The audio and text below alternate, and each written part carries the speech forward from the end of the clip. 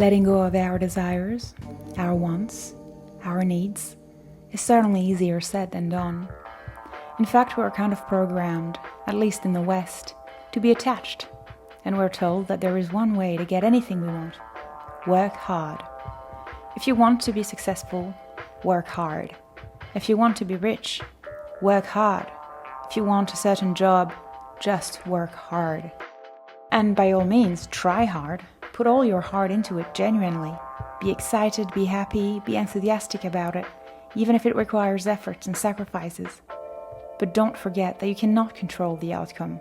The only thing you can control is your actions and your reactions. The only thing you can control is you. Your presence, your awareness, your desire to grow, to find the best version of yourself. And remember that you are on a journey. And one thing amongst many that the journey teaches us is to master detachment to the outcome. Because growth happens on the journey, not when the goal is reached. The journey awakens the spirit. It awakens the connection we have with the divine when we have to let go, surrender, when we know that we're trying but we don't know where this is going to take us. On the journey, we learn to find the flow, the path of least resistance. We learn to align with ourselves, and this opens doors that would have never been considered or noticed otherwise. So spending energy worrying about the goal, wondering if it will come true, being disappointed if it does not, is a waste of energy. And trust me, I know this is fairly easy to comprehend logically, but to live it and apply it is something else. And as I'm writing this applies very much to me too, because I know I have not quite mastered detachment yet. Detachment to the ever-changing conditions of everything around us.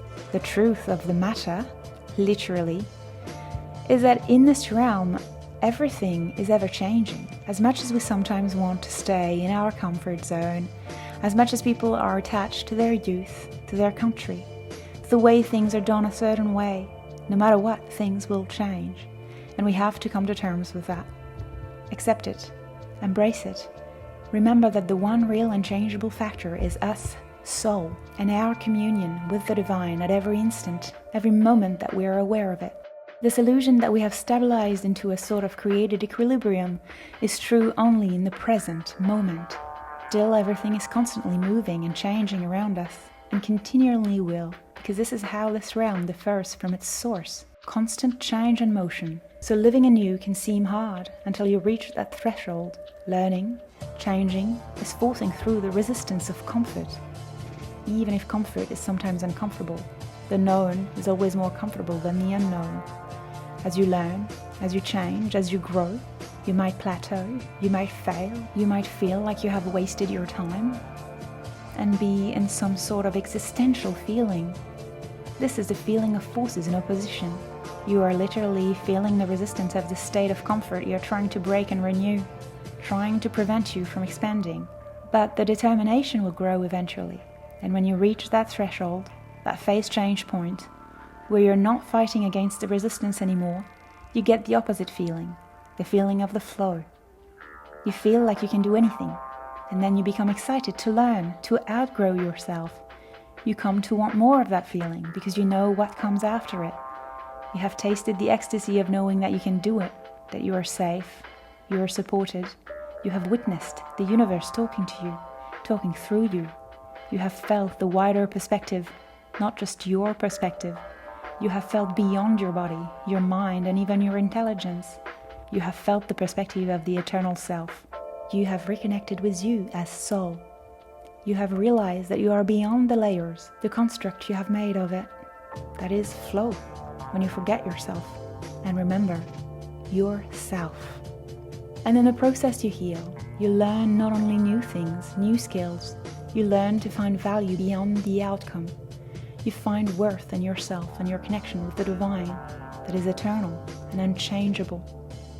The one thing you cannot lose, the one thing no one can take from you, the one thing you cannot self-sabotage, the one thing that cannot ever fail. It's also an important aspect in the process of forgiveness, of others and of yourself. Know that mistakes can help you grow. They too show you what you have to change and move on from. So what does it take to realize that much? How many times do we need to try and control everything? How many times do we need to reach the goal and realize it isn't what it was panned out to be, only to chase something else? Or think we cannot do without it, and if it fades away we feel empty and we feel lost. We are not empty and we are not lost. Ever. The feelings of emptiness and loss are real, but they are temporary. Feel those feelings. Do not discard them. They are not bad. They show you the resistance. They show you what you are up against.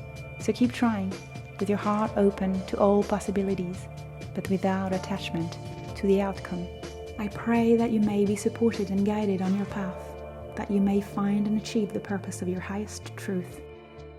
Yogesta kuru karmani sangam chaktva dhananjaya siddhya siddhiyo samo bhutva sammatpam yoga uchyate.